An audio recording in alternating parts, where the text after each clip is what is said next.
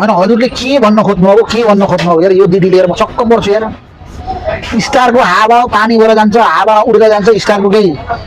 value नै छैन भनेर भन्नुहुन्छ स्टारको भ्याल्यु छ कि छैन हजुरले म आज यो भिडियोमा क्लियर भनेर बताउँछु हजुरले यो भिडियो राम्रोसित हेर्नुहोस् है त साथी यहाँ माथि हेर्नुहोस् त यो स्टारको एक्सपायर डेट कति छ 15 हप्ता छ अनि अर्को स्टारको चाहिँ 11 हप्ता छ अनि अर्को स्टारको चाहिँ 3 हप्ता छ एक महिनामा कति कति हप्ता हुन्छ थाहा छैन हजुरलाई ल भन्नुहोस् त कति हप्ता आउँदो रहेछ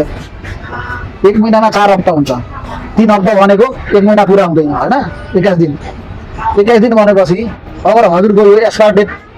भ्यायो 3 हप्तामा भनेपछि यो माथिको चाहिँ के हो त यहाँ माथि हेर्नुहोस् त यहाँ 3140 4 स्टार छ डलरमा कन्भर्ट नगएर आगोबाट यतापट्टिको चाहिँ के हो त अन्त के हो त स्टार हावा हो हावामा कन्भर्ट पानीमा कन्भर्ट गरेर जान्छ केही भ्याल्यु छैन यसको ताराको पछि नलाग स्टारको पछि नलाग भनेर तपाईँले यहाँ पुरा सोसियल मिडियाभरि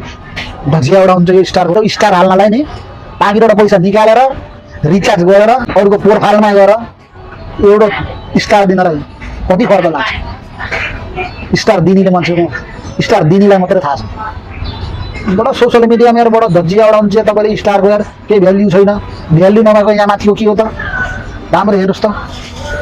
कसैलाई नाम लिएर कसैलाई नाम तोकेर भन्न मन लाग्दैन स्टारको भ्याल्यु छैन भन्ने मान्छेलाई यो भिडियो चाहिँ साथी हो हजुरले नै हेर्नुहोस् हजुरको प्रोफाइलमा यो स्टार आएछ किन 15 हप्ता 11 हप्ता 3 हप्ता किन देखाएको त हजुरलाई अरूले स्टार दिने साथ हजुरको डलरमा कन्भर्ट भएर जान्छ यो चाहिँ हजुरको प्रोफाइलमा 3 हप्ता रहन्छ 11 हप्ता रहन्छ 15 हप्ता रहन्छ दिएको दिनबाट चाहिँ हजुरको प्रोफाइलमा त्यति दिन तलक रहन्छ डलरमा कन्भर्ट भएर गइसकेपछि पनि फेरि त्यति दिन तलक यो प्रोफाइलमा हजुरको चाहिँ रहन्छ यो स्टारले नै फक्कै हानेर आफूले यो त होइन होइन साथीहरू अरूको बाटो नसुन्नुहोस् स्टारको एकदम फाइदा छ